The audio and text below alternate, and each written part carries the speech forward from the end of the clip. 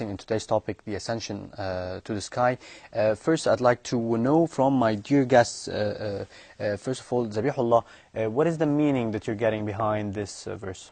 From this verse, I got that Allah, subhanallah, mentioned two kind of hurts, the believer's hurt and the non-believer's hurt, and compared the non-believer's hurt with like ascension to the sky, like he feels very terrible, very difficult. And Allah mentioned this 14th century before, and now we can realize it when we Climb travel, something, maybe. climbing or travel by air to from one place to another. Yes. So we feel how terrible we're feeling. Yes. Okay, and Mustafa? SubhanAllah, when I read this verse and when I read another verse in the Quran, like وَنَفْسٍ وَمَا سَوَّاهَا فَأَلْهَمَهَا فُجُورَهَا وَتَقْوَاهَا as well.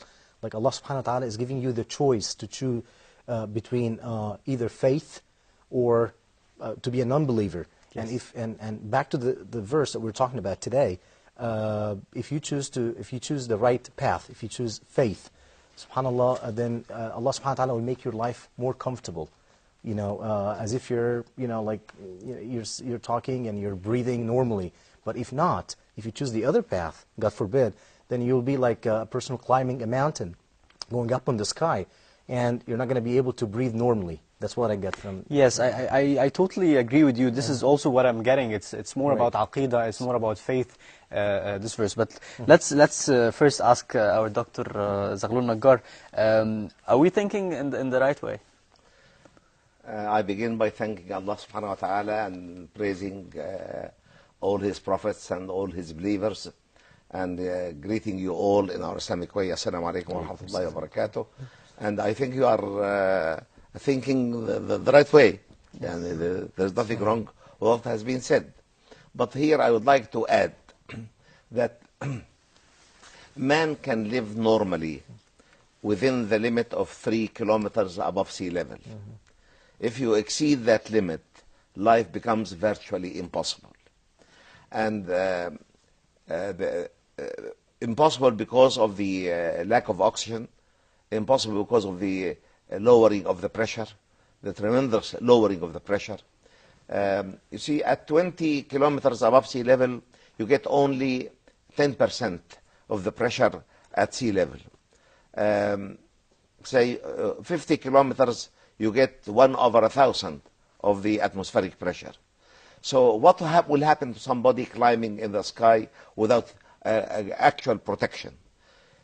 He will start suffocating due to the lack of oxygen, due to the abundance of poisonous gases like hydrogen, helium, some other inert gases, you see. He will get actually the beginning of explosion of his body, because the gases within his body will start to expand due to the lowering of the pressure. So just to explain this to the viewer, the pressure outside and pressure inside the body, when the pressure outside is lower than the inside, what happens is much lower.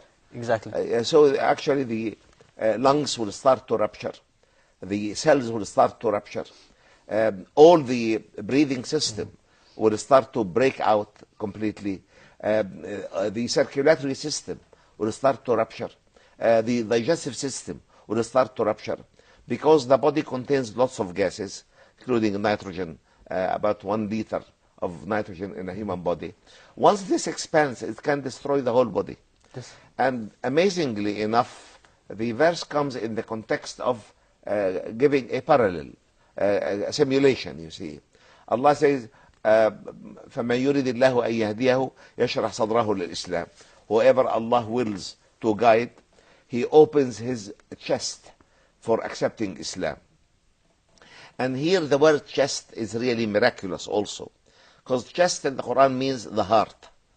You see, opens your heart. And people always thought that the heart is just a pump, to pump blood to the lungs to be purified and oxidized, and receive the oxidized blood from the lungs, and then pump it again to the rest of the organs of the body, particularly the brain, which if it lacks the blood supply for a few seconds, it will die completely. So that's the organic thinking. Organic thinking. But the Quran speaks about the heart as if it is a center of learning, a center of decision, a center of memory, a center of emotions and feelings, a center of taking actions, you see. يقول فإنها لا تعمى الأبصار ولكن تعمى القلوب التي في الصدور. It's not only the eyes that can go blind, but it's the hearts within the chest that can also go blind. You see, لهم قلوب لا يعقلون بها. They have hearts by which they cannot reason things, you see. And here really is a miracle that the Quran would mention that, because only very recently it has been discovered that the heart contains nerve cells more than what the brain contains. The heart has got a magnetic field several thousand times the magnetic field of the brain. It has got an electric field which is at least 200 times the electric field of the brain. And it has been proved that the heart sends more orders to the brain than it receives from the brain. So if the Quran mentions here the chest as if it is a center of decision making or decision taking, it's a miracle by itself. فَمَنْ يُرِدِ اللَّهُ أَنْ يَهْدِيَهُ يَشْرَحْ صَدْرَهُ لِلْإِسْلَامِ. Whoever Allah wills to guide to the right path, He opens his chest for accepting Islam. وَمَنْ يُرِدْ أَنْ يُضِلَّهُ, and whoever Allah wills to lead astray, because Allah knows in His knowledge that He will never accept the guidance, so He leaves him to his own decisions, you see. He makes his chest narrowed and constricted as if he is climbing into the sky. Nowadays we know that climbing into the sky without protection can lead to the total destruction of the human body, including, first of all, the constriction and destruction of his breathing system. Who would have done this more than 14 centuries ago other than Allah subhanahu wa ta'ala? Subhanahu wa ta'ala. And there are phases actually when you're ascending, phases of destruction. Can you tell us about the phases of destruction in the human body? You see, first of all, as I said, one can rise up to 3 kilometers safely without having lots of damage. 3 kilometers, but scientists said that it could reach up to maybe 5 or 6 and no, man can live up to 3 kilometers above sea level. Okay. But after that, life becomes virtually impossible. Okay. Why impossible? Due to lack of pressure, different temperatures, abundance of poisonous gases, the rapid variation, you see, because you go from very low temperatures to very high temperatures. You see, you go from something below zero, you see, to 500 degrees centigrade, to 2000 degrees centigrade. Of course, nobody can withstand that. Of course not. But the verse speaks particularly about what happens physically as you start exceeding that limit, you see. The first thing that happens to you is that the gases within the body will start to expand. The voids within the body will start to expand. And this expansion can cause tremendous pain. You see, imagine the cells in your lungs, the lungs of whoever is climbing is rupturing, you see, and you are feeling that. The blood vessels are rupturing, and he is feeling that. You see, the lungs are constricted due to the lack of oxygen, and he is feeling that, you see. So the verse comes in the context of giving an example, a parallel, yet it remains scientifically absolutely correct. Nowadays we have what we call the medicine of aviation, the pilot's medicine, you see. And they say there are two main diseases. The first disease they call hypoxia, which is the lack of oxygen. And the second one is dyspharism, the loss of pressure, the drop in pressure, you see. And these two reasons can cause the human body to be completely destroyed. All right, let's now move, before we go into further elaboration and further explanation of the verse, and we open up for questions for our dear guests. We'll move for a very short break and return back. So stay tuned. Assalamu alaikum wa rahmatullahi wa barakatuh. Welcome back. You're watching Quran and Science, and this episode is about the Ascension to the Sky. We'll start now with the questions from Mustafa Ismail. Assalamu alaikum. Just from reading the verse, Professor, there's something that I'm not fully understanding. It says, if Allah subhanahu wa ta'ala wants to guide the person, He'll make his chest narrow like that. Then in another verse, previous verse in Surah Al-Shams, as if Allah is giving the choice to the human being right now to choose. So in one verse it says the person will choose the guiding, to be guided in the right path or the wrong path. In this verse it says Allah subhanahu wa ta'ala, He's the one Almighty that will guide this or that. Very good question. Yes, thank you. Barakallah feek. You see, first of all, we have to admit the fact that Allah's knowledge is encompassing. Allah knows everything. Allah has laid down the time and the space as limits for His creation. But these do not limit the knowledge of Allah subhanahu wa ta'ala. So Allah knows the past, the present, and the future. To Him, all are present, actually. You see, so He knows everything. So if He knows that somebody will never accept the guidance, so He leaves him to his decision. He leaves his decision, does not help him. But if Allah knows that any one of us is eager to know the truth and is taking the very first step, Allah will help him to know that. And that's why the verse says, whoever whoever Allah wills to guide, He wills to guide because He has the will to be guided. You see, فَمَا يُرِيدِ اللَّهُ أَن يَهْدِيَهُ يَشْرَحْ صَدْرَهُ لِلْإِسْلَامِ. Whoever Allah wills to guide, He will open his chest and make it broad, you see, or broad and wide to accept Islam. وَيُرِيدْ أَن يُضِلَّهُ. Allah does not like to misguide anybody. But if He knows that somebody is misguided and no advice can do anything with him, He will leave him to his misguidance. But Allah does not misguide anybody. Allah likes everybody to be rightly guided. So this is part of the admittance that Allah's knowledge is encompassing everything.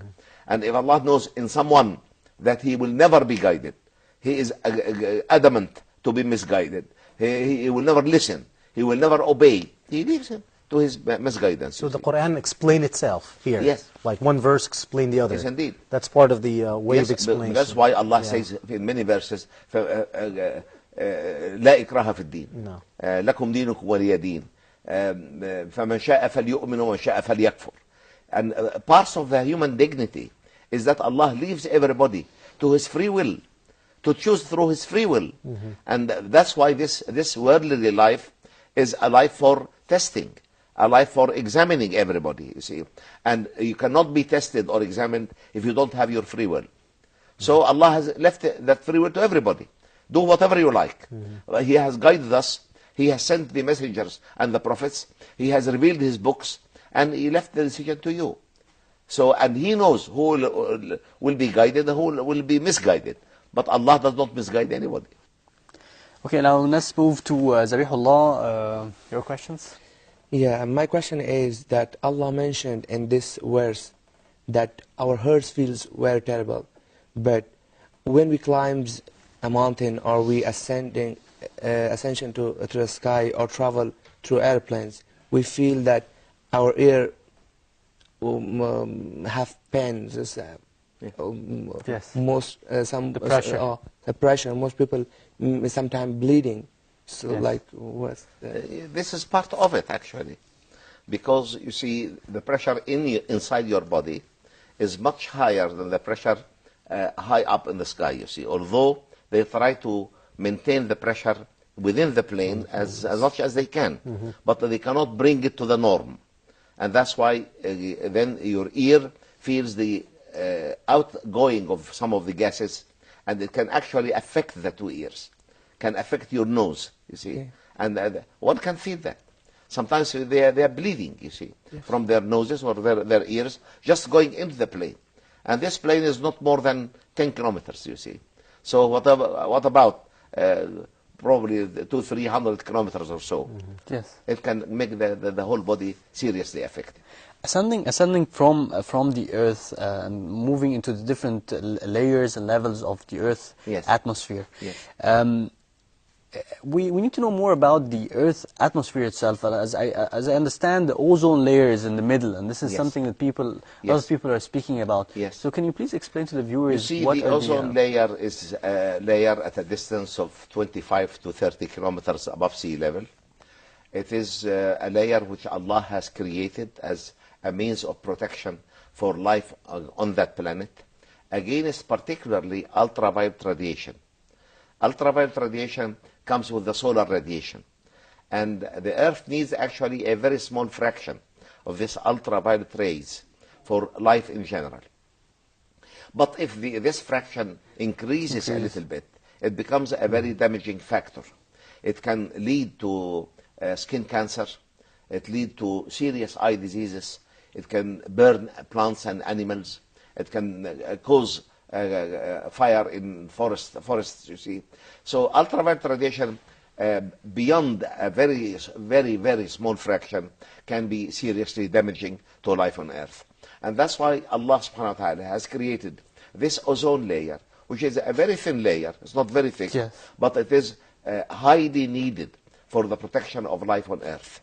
Sadly enough, through pollution, man is gradually destroying this layer. And by the grace of Allah, the wind carries the pollutants to the two poles.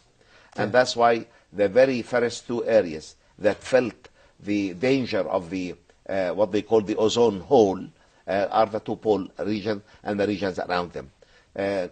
Countries like South Africa, South America, Australia, New Zealand in the south are seriously suffering today because the immense quantity of pollutants, particularly what they call CFCs, chlorofluorocarbons, you see, it can reduce the ozone layer to oxygen. Because ozone is the oxide of oxygen, O3, and oxygen is O2.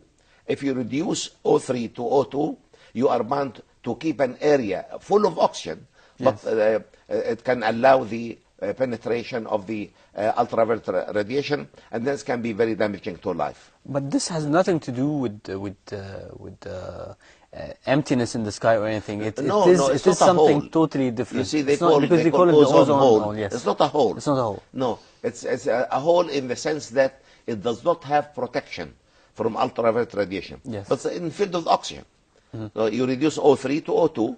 It's not a hole. And the Creator Subhanahu wa Taala, maybe it was a thin layer to avoid, to make people think of before destructing land and causing floods. You see, Allah has made it a thin layer so that people can realize the danger of pollutants. You see, don't play around with the construction of the firmament which Allah has established. Yes. Yeah. Okay. I have another question. Professor, why some people are affecting more than others? For example, I have my own experience with my 4 friends. We climbed the mountains, we reached to the peak. My 3 friends, their legs started vibrating. Yes. But I wasn't infected that much. Yes, because you see, indeed, every single individual has got his unique characteristics. You see, every single individual. It's amazing really to find out that every single human being has got a genetic imprint that is unique for himself. You see, every single individual, although all human beings agree in the chemical composition of the DNA, deoxyribonucleic acid, by which the chromosomes and the genes are written, you see, we agree in 99.9%. And we differ only in 0.1%. And look at the miracle of the Creator Subhanahu wa Ta'ala. Out of this 0.1%, He gives every single human being, the billions who lived and died, the billions who inhabit the earth today, and the billions who will come after us until the end of this life, every single human being will have a genetic imprint, like his finger imprint, that's unique for himself. With this genetic imprint, you will find somebody will accept a certain environment, but another body will not accept it, you see. This environment will suit you, it will not suit the other persons. Yes. Could the Ascension be a part of maybe healing or curing these diseases? Wallahi, this is an attempt today. People are trying to use playing around with the genes, you see, yes, as a cure. But actually genes and chromosomes are tiny things, you see. If you start playing with them as if you are playing in the dark, and you may go right, you may go wrong quite easily. And any damage in the genetic code sometimes is unrepairable. You cannot repair it. Yes. You see. Okay. Unrepairable. Okay, one final question. Just one thing. One thing I realize when every time I read this verse, subhanallah, I remember watching a movie. That's simple. Like for people going up on the mountain Everest, I believe, or something. Yes. And it was very difficult for them going up. Like they're suffering, like they're trying to catch their breath, and it was really difficult. So subhanallah, literally, the literally explanation Indeed, of this. indeed. Although Everest is less than 9 kilometers. It's 8,848 meters above sea level. Yes. Yeah. This is nothing compared to the distance between the Earth and the Moon, for example, or the Earth and the Sun. 150 million kilometers. Yes. Even when they reached to a certain level, exactly as you're saying, Professor, they were getting shots of something, I think, to compensate the oxygen in their blood or something. Yes. So exactly, subhanallah. That's So it exactly just how the shows the verse simple speaks meaning of the easy path and the difficult path. Indeed, indeed, indeed. Okay, Professor of Geology Zaghlul Naggar, thank you very much for joining us. It was a pleasure to have you. Mustafa Ismail and Zabihullah, thank you very much for being here. My dear viewers, this brings us to the end of this episode of Quran Science. See you in the next edition. Assalamu alaikum wa rahmatullahi wa barakatuh.